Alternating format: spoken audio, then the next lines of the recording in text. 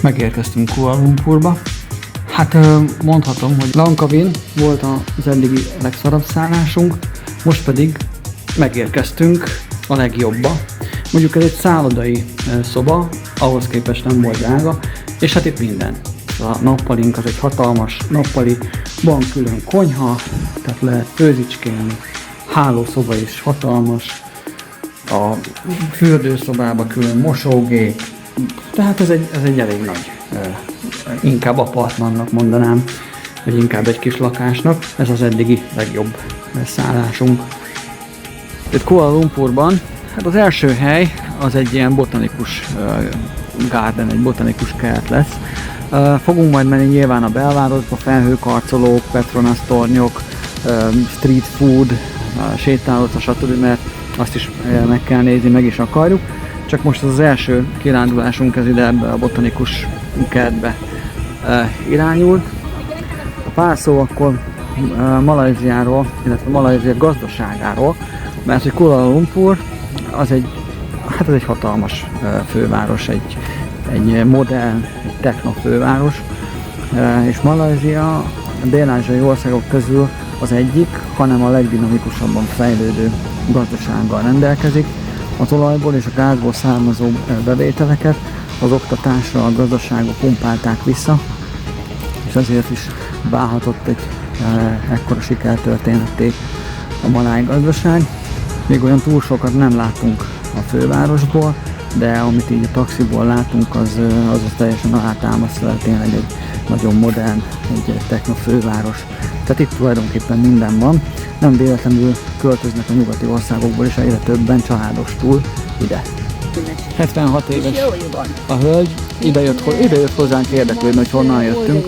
Ő ide jár a parkba, vezet, mindig kijön ide, és ami az érdekesség, hogy tökéletesen el lehet vele beszélgetni az égvilágon mindenről. Tehát képben van arról, hogy mennyi az adó, mennyi egy liter üzemanyag, hogy mondjuk Európában miért kerül mondjuk 3-szor annyi vagy 4-szer annyiba az üzemanyag. Tehát ő tökéletesen elmondta, hogy a kormányok ráteszik a hasznukat, képben van, hogy mennyi az adó, képben van az égvilágon mindennel. Kíváncsi lennék azért arra, hogy mondjuk, hogyha Budapesten, a budapesti parkban sétálgat egy távol-keleti fiatal pár, akkor még az idős hölgy, aki oda megy hozzájuk, és angolul elkezd velük beszélgetni, úgyhogy az égvilágon tökéletesen mindennel képben van a világ dolgairól. Szóval azért ezen el kéne gondolkodjunk.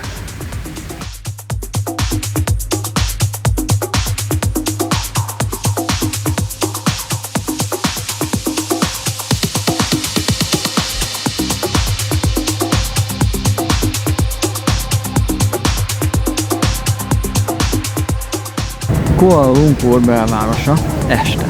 Hát mi ez? Hát ez a Petronas Towers, a világ egyik legismertebb épülete. A mai napig ugye ez egy ikertorony, 2 toronyból áll, és a mai napig ez a világ legmagasabb ikertornya. És annyira durva, hogyha megnézitek, fölötte a felhőknek az alját megvilágítja a fehér fénye. Tehát olyan szinten magas az épület, hogy az alsó felhőrétegeket megvilágítja. Ez azért elég kemény. De tele van itt a belváros szemlészebb felhőkarcolókkal. Itt megy a drone show, és vele szemben pedig a Petronas tornyok. De nagyon brutális. A tetejét, illetve a felhők alját még mindig megvilágítja a teteje. Nagyon durva.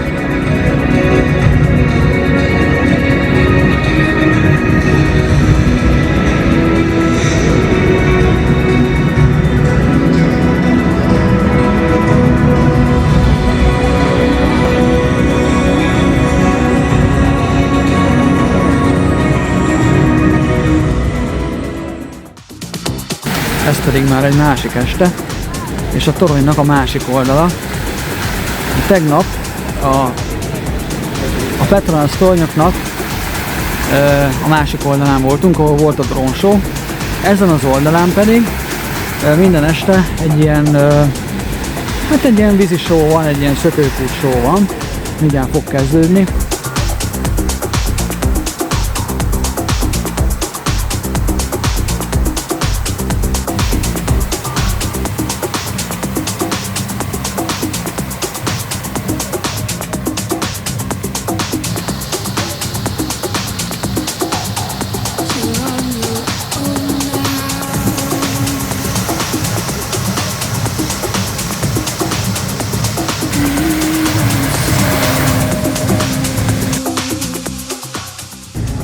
Hát itt járkálunk itt a városban össze-vissza, egy-két ilyen ismert dolgot megnézzünk, ez az egyik.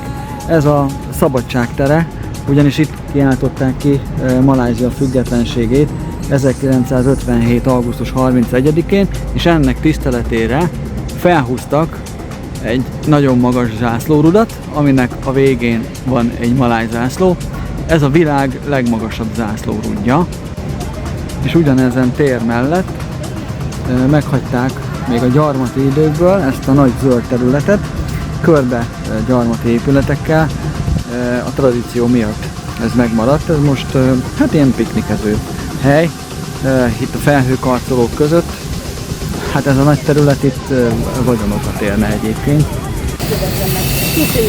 És ez pedig a River of Life, vagyis az élet folyója.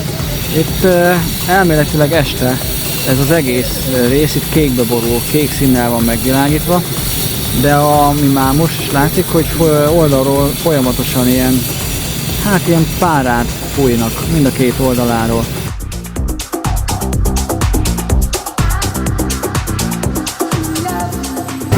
Chinatownhoz érkeztünk, általában itt a kínai negyed, az tényleg egy negyed, tehát egy elég nagy területen fekszik, és itt oké, hogy a kaja kínai, de minden más. Tehát a ruhától kezdve, a boltok, a minden, megnézzük. És hát belülről a Chinatown. Hát igazából már mindenhol minden kínai, úgyhogy nem egy nagy változás, de hangulatosan meg van csinálva itt a lampionokkal. Itt minden Rolex, fillérekért nyilván. Itt pedig nézzétek az embert. Hát mindenféle szemüveg nélkül, meg minden nélkül heggeszt, nem kell az, minek.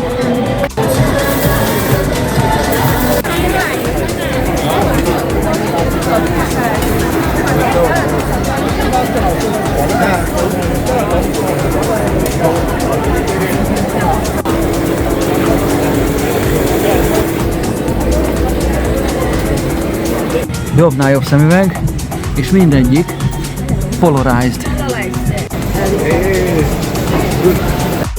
És itt a kínai negyedben fogunk enni. Ez az igazi dágványhely. Tehát itt van minden.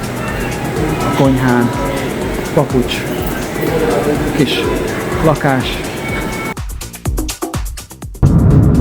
Hova és miért ilyen korán?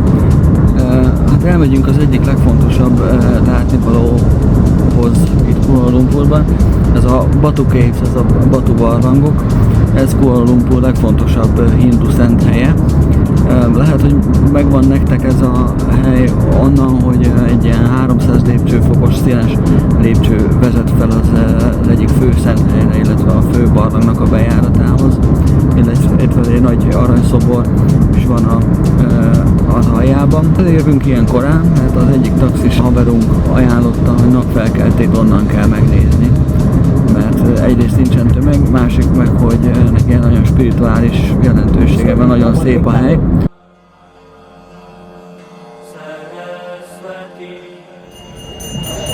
Fél hét van, a nap még nem kelt fel, de itt már készülődnek.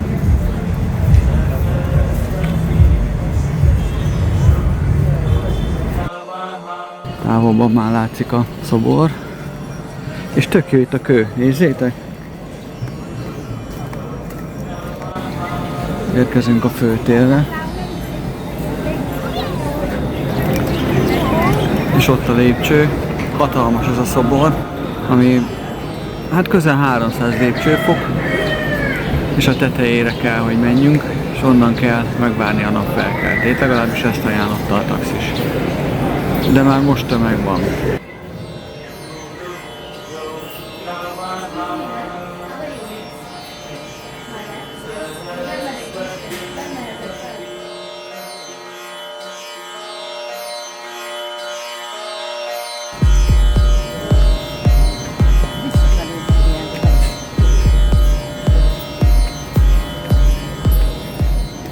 Mondta a taxis, hogy ha elindulunk, akkor ne nézzünk vissza.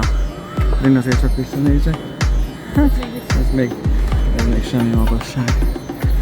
Még előttünk a java. Kb. 16 lépcsőfokonként van egy szín. És felértünk a lépcső tetejére. Nagyon szép kilátás van innen. És előttünk a főbarlangnak a bejárata.